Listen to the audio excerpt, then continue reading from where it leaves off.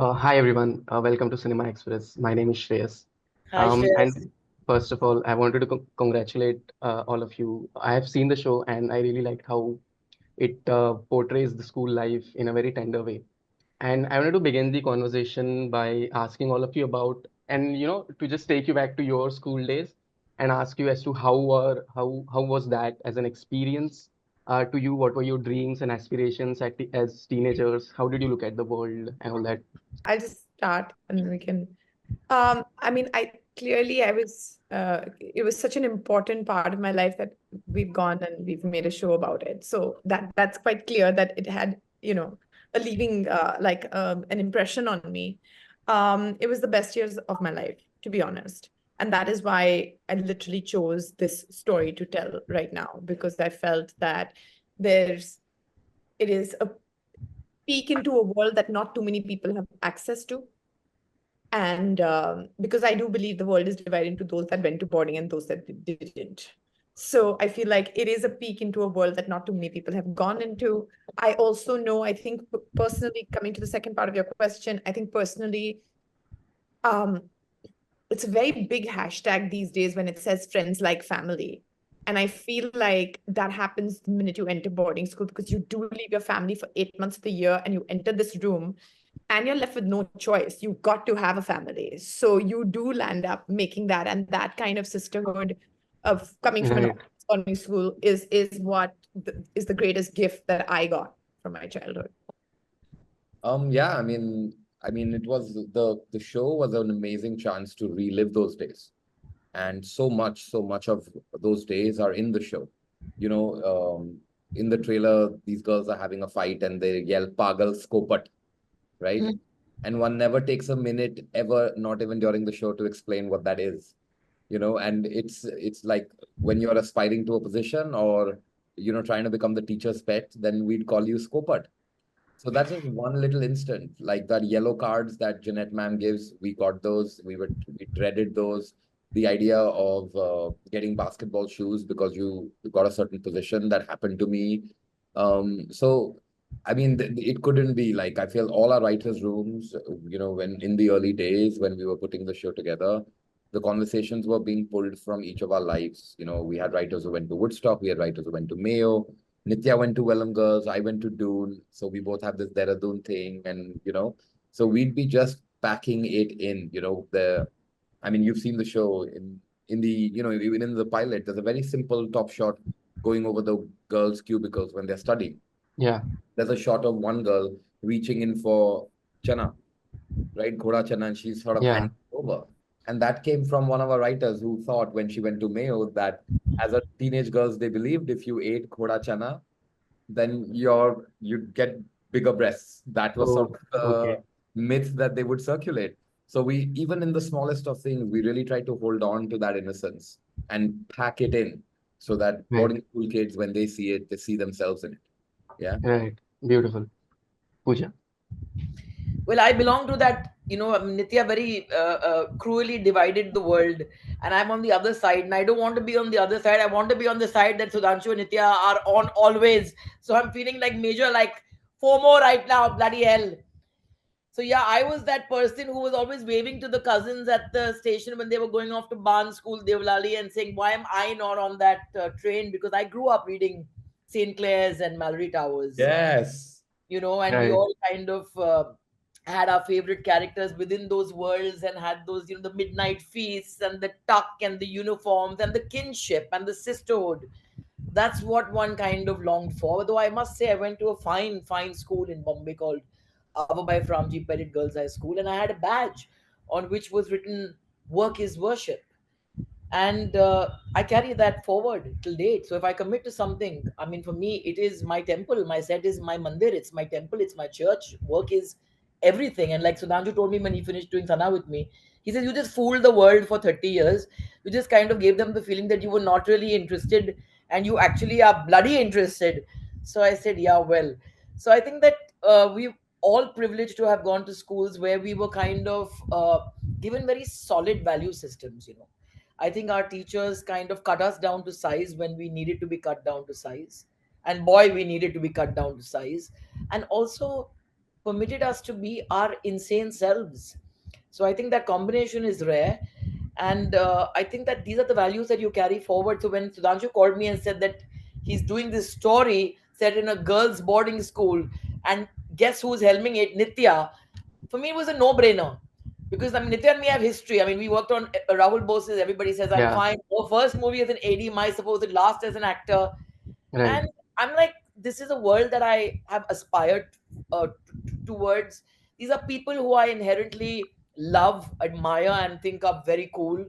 And I get to play chief adult principal in a girls' boarding school when I was the one who was kind of, pulled up a lot when I was kind of going through my rebellious years, not only as a student, but also as an actor in my early 20s. It was a fantasy role. Right. And as you said, you also went to a girls' school. Yes, So how was that's that as an experience? Did it shape you in any different way than how you would imagine in a co-ed school would? I'm glad I went to that girls' school because the coolest boys were outside our school every day. Okay. If I was in a co-ed school, then I probably might not have had the coolest boys in the class with me, but the coolest boys were outside. There were more boys outside the gates of Ababai Ramji Petit than they possibly were in any male co-ed school. So no complaints in that sense. But we had a Right. glorious campus. I think what all of them have all had the privilege of having is a glorious campus. And I hear about Welham, and I've lived on a campus in Doon, thanks to my dear friend Mohit Sinha, who was to be a professor there. My school in Bombay had an amazing campus, and that itself is a rarity. As you know, space is something that that luxury of that you don't have. Perfect. I want to come to you, Sudhanshu, next and ask you about the writing process of the show. I've also seen your earlier film, Love, and what I really liked about it was how tenderly it was written and filmed, which is something that can be seen even in Big Girls Don't Cry. So, what was that process like to come up with Shreyas, those firstly, scenes? thank you for praising me in front of my boss. Nitya, I love it. This couldn't have gone better. I planted him, I sent him the film. Just No, saying. no, no. It Love was it. I'm a one. huge fan of Love myself. You can't do, Shreyas. This is a show about service for me. I feel like थोड़े पाप धुल गए. Hmm. We have a burden on our gender. क्यों धुलाना है यार पाप तुमको ठीक है ना यार नहीं ये don't सही take, है. don't, This is don't take on I'm the saying. responsibility of the pap of your entire नहीं but कुछ हम जो कर सकते हैं because I'm saying that उस gender के जो फायदे हैं that I effortlessly reap every day without the world perceives me and sees in me a man and they serve me up certain advantages whether or not I ask for it. I shamelessly take those advantages also. So sometimes what one must do is think about how you can help and be of service. And when Nitya called me with this idea and this wonderful lopsided female heavy girls only idea, it felt like the best way to push all your narcissistic creator instincts to the back and step up and go, I'm here to listen, I'm here to help, I'm here to serve, I'm here to guide. And we hired the best 3 young female writers. And while 4 of us did the writing, there is no word in the script that did not go through Nitya Mehra's brain. And it became so much fun to pitch her things and lob scenes at her. And in a way, have someone who wasn't writing, who was able to be objective and go, no, this is working, this isn't working. Because when you're in the trenches writing, you can get so attached and so precious. So she always had sort of this litmus test going on, where, Right. the world was fully formed in her head. The Wellham experience was hers. Dune was mine and I love boarding school and everything. But what's very important often on a series is that it come through one filter. And so it was so collaborative and a lot of fun. And yeah, you're right. It gave me another opportunity to be tender and vulnerable. And I don't know, I've spent the last 3.5 years thinking I'm a teenage girl. So it's going to Wow. take some time to get back to being like a proper, man. But I think it's beneficial. It's beneficial. Everyone should try it. Wonderful.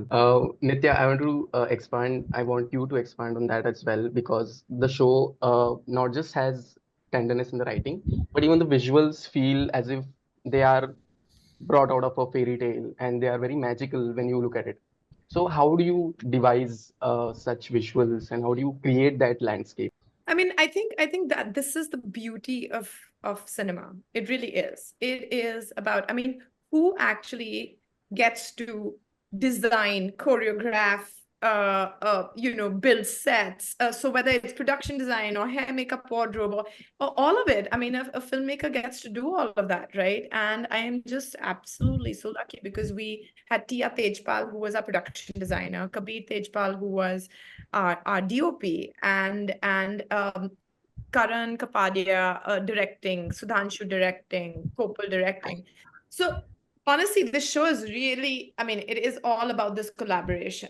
The tone of the show, honestly, for me, it's the first time I didn't have to like go through, photographers and the way I do research. I just had to really dig deep into childhood, into school, and just try and tell my team what it is that the visual that is stuck in my head.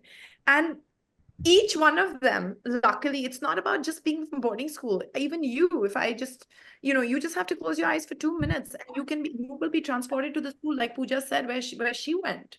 So I feel like all I wanted to do is sit with these bunch of people that were going to design along with me, and just tap into those incredible memories, because no matter how hard school life was, it was still, I think, for most people, an incredible time. So I think the tone and the look and the feel really came from having lived that life. Yeah, fair enough. Pooja, you play a principal, as you already discussed in the show, who is very strict and has a very authoritative nature. Um, ever since your comeback in 2021 to acting, you have played roles that are very powerful, that have a certain aura to them. So how do you just feel to play these roles? And it's like a part two of your career. How does that feel? Yeah, well, it's certainly a part too. Like, I mean, I remember telling somebody that I said, they say about an entertainer's life. I said, you have 4 seasons of success. Is the first they say that you have potential, second they say that you have arrived, third they say you're over, and the fourth they say that you're back. So I've had the privilege of enjoying all 4 seasons, and Wow. that's why I take this phase very, very seriously, because when the world gives you a second chance and welcomes you with so much generosity, then you need to kind of be very grateful, and then attach yourself to uh, projects like this, which are nothing more than a labor of love made with great reverence.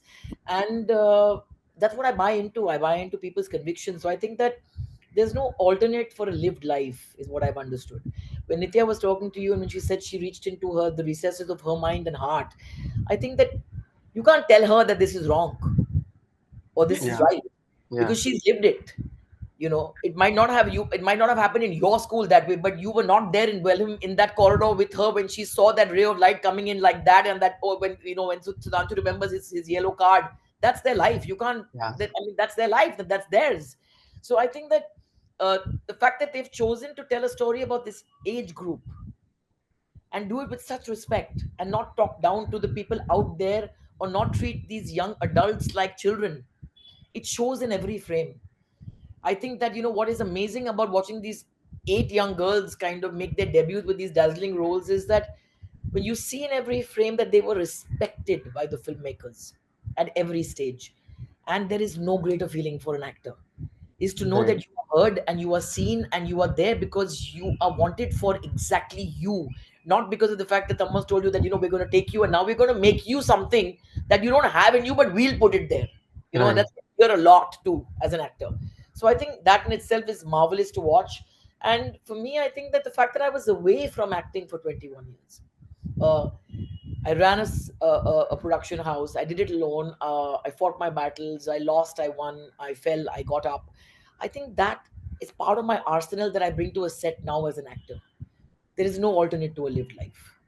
You know, Right, Talk about aura. I mean, it's something that, you can't go and purchase it from a store somewhere.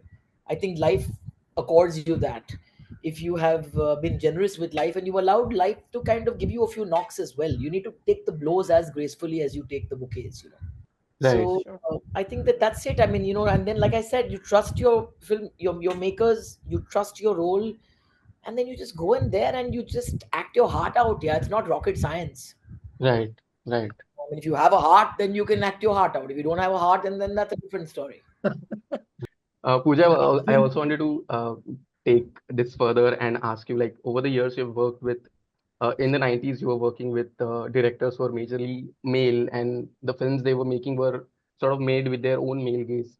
And you yourself had made films over the years, and now since 2021, you have worked with female directors. Even in this show, Nitya is directing it along with others. So how do you find it different when a man is directing and when a female or when a woman is directing on the set, and how does that transcend in the overall film as well? Well, I think that one of the myths that Sudhanshu bust completely through Sana, what I worked with him on, a gem of of a film that had got grave reviews at IFFI when we premiered it there. We're waiting for the rest of India to discover it. I think he busts the myth that you need to be a woman to tell a woman's story, because Sana is a deeply personal film. It deals with women's reproductive rights. It deals with uncomfortable issues like abortion, termination of pregnancies. I mean, hyper kind of toxic independence that women tend to kind of steer towards in the times that we live in. And he's told the story again with great respect and with a lot of grace, where he's not pretended to know anything more than somebody who might have gone through that experience themselves. But he sets it up and he steps back with reverence, and that's his greatest quality. So I remember when I worked with him, I said, damn, over 2 days is not enough. You can't kind of whet my appetite like this and then say we are done. So bloody hell, I got to be on set with you more. And then did he make sure I was on set with him more, because then he brought me Big Girls Don't Cry, and we spent a lot of time in OT2 together. So I think that Spread it out. I I love mean, it, you know. I'm lucky. I mean, I worked, yes, I worked. My first film was Daddy, but I think I worked with one of the greatest feminists ever, and his name is Mahesh Bhatt. I think Yeah, he's far more of a feminist than I might be myself. He's far more forward thinking, far more open, far more kind of liberated and liberating. There are times when I've told him that that's not fair, and he's like, "Oh, really? I want to see if you were a parent, what would you do?" So I think he's far more young than most young people I know. He's far more he leans more towards feminist kind of attributes and whatever, that he lives those slogans. He doesn't just speak them. So I think that it's not, patriarchy is not gender specific. I know a lot of women who are deeply patriarchal. I yeah, know a lot of men who are just glorious feminists and kind of, champion for the female cause more than we can do ourselves. So I think first you're a human being and then your gender comes into play. And it's not a given. Like there's this myth that if you call the female helpline, you're going to get empathy on the other end. yeah. But there's a great chance that you might go into a police station, God forbid, and you will find a male cop who has far more empathy. So these things are not, I mean, it's not an attribute that any gender can just say, oh, it's only ours. That's my limited experience on this planet. Right, right. Makes sense. Nitya, I wanted to bring up the casting of the show. One of the things that stood out for me while I was watching was the performances of all the girls, and of course Pooja, who was just brilliant. So Thank when you when you when you were casting for the show and when you were also directing them, what were the kind of discussions that you had, and to just bring out their performance, which felt so real? I think the first thing we really wanted to do is be true to the authenticity of boarding school, which is that you have girls and boys from very, very diverse backgrounds. you. Yeah. Whether it is army school, army background children, be it anyone's parents that are constantly posted around a small town. I was born in Amritsar. I was sent at that time. Schools weren't that great in small towns, so you have from all over India. You have like this amazing. So we really wanted to be true to that diversity. So that was our first criteria. We had amazing casting directors, Romil and Shivam, and the entire team. And we told, like, they literally traveled the length and breadth to get these girls. Yeah, yeah, I don't need to ask this question. I was talking to the casting directors yesterday and actually giving them a big applause and bravo, because it's a marvel what you all have achieved. He's told me that you all auditioned 4,000 girls. Is that true? Pooja, I already have a bad enough reputation. I'm trying to keep it. No, Live no, up to it. Come on, 4,000? Are you wow. kidding me? no, we certainly drove everyone nuts. Like, I mean, so it was a bit of a divide and conquer. And I was taking the lead on casting. And we got these two amazing casting directors. And we had this idea to pair them up and team them up and make them work together. We got a team, and you can't do any of this unless producers are on board and they have that patience. So what was supposed to take 2 months then took 3, then took 4, then went into month 5, then 6, then 7, then 8. And by the end, we were like, Kathmandu जा रहे हैं, LA में हो रही हैं चीजें, मुंबई देख लिया, Lucknow, Kanpur, Calcutta, Bangalore. So the idea was we don't want to stay in the bylanes of Bandra. We want to see our country. We want to make sure, like when we started the process, I remember in the very room that Nitya sitting in on a whiteboard, we wrote down, what do you want to see on the show? Acne, facial hair, coloration, size variation, height. We want to see, you know, I come from the Northeast. I come from Darjeeling. I was like, I want to see Northeastern characters. So we just started talking about like, all the ways in which you make women feel bad by not normalizing it. So we were like, as we would start locking. So, the reason it took so long, the reason we went and looked at so many girls and boys is because we were checking off our list. Oh, we get our little shorty here. Oh, we got our little basketball player. Oh, we wanted someone from the South. Oh, we wanted someone Northeast. Oh, we got acne. Oh, we got facial hair. Oh, we were trying Wow. to tick off every box. We were not trying to make a Fair and Lovely Dove commercial. Right. Right. That is the way in which casting is done, which is all about camera beauty. We wanted little firecrackers. And also, honestly, it does help you when you've written a show about 7, 8, 9 girls. It helps you when they look different, talk different, act different, come from different income, families and class and status and religion and community. And it helps you. It makes it all much more memorable. And Yeah. also the fact that if you're dealing with this age group, how amazing to just have fresh faces, Yeah. primarily because they have no baggage. They have not been seen before. They have not played too many characters before. Most of them are first timers. So it is just it is such joy to just work with them. I mean, I remember the first day was Pooja. I mean, Pooja and one girl who had never acted before. And the Whose whole hair had to day, cut. Diya, yeah, whose hair to snip off. Akshata, that no one will believe. I mean, it was, a scene out of my episode, and we're normalizing this. Like every day was a different fire. But to walk up to this girl and say, okay, this is the end of your arc, the biggest scene you have in the show. You have to start your career with it. And you're going to be sitting across from Pooja Bhatt, who you've never hung out with, met, like worked with. And good luck. Here's 200 men and women who are going Wow. to be staring at you. Let's have fun. And, on one hand, it was like one felt so protective, almost like a parent, not wanting to send them into the fire. And on the other hand, you also felt like the casting department was ours. We picked these Yeah. actors, brought them to the crew. So you take immense pride in sending your warriors in there. And you're looking at faces and being like, do people buy it? Are they sitting up? Because there is a tendency sometimes when you're telling stories about little women, there is a tendency to dismiss those and treat them lightly, like they don't matter as much. Their problems aren't as bad because typically they're reduced to stories about frivolous heartbreak and gossip, right? And that's not what we were doing at all. I mean, you've seen the show, so Yeah. Yeah. to me, to us, their problems meant the world. Like, Right. these are the biggest problems in the world. There's world peace and there's how does Dia jump the wall? Like, Yeah. there. Yeah. Right. Right. That's wonderful. I want to one last question for Pooja. So, as we have already discussed, you have been in the film industries for quite a long time, and 34 years. since the past 2 3 I years, was told when we did our you first interview a few days ago, they were like, congratulations, it'll be 35 years this year. I'm like, oh, wow.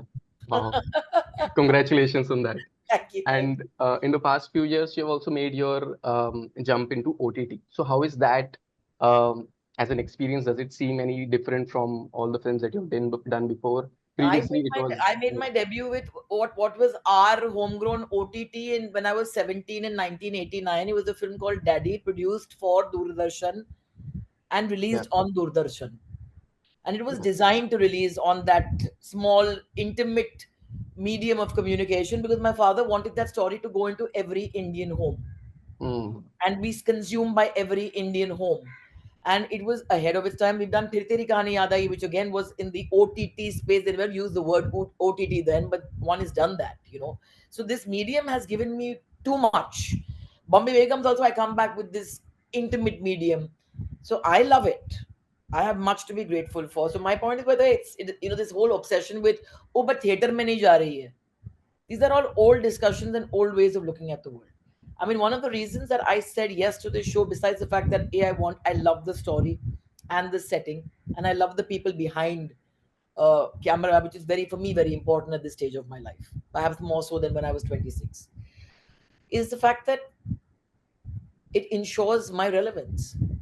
I'm acutely aware that there are people above the age of 40 who have had my poster on their walls growing up, who probably held hands and had their first puppy love crushes when Dilek Imantani was possibly playing in the background.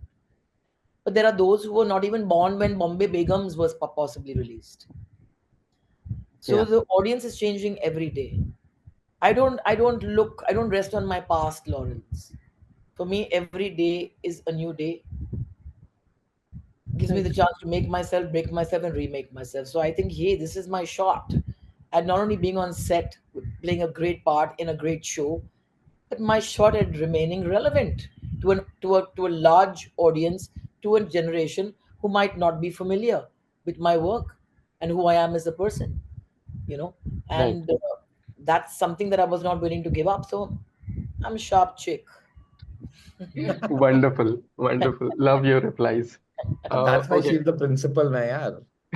Definitely. I can get it now. Thank you so much for this lovely, lovely chat. And I wish you all the best for Thank Big you, Boss Road. and thank you for seeing the show. And it's wonderful to hear these things from a man, because this feeling that, oh, it's only for girls and only women will get it, Not is at all. so not true. Not at all. Not at all. Thank And you. people will get it once they see it. Surely. Thank you Thank so you. much. Bye bye. Thank Thank you, you. guys.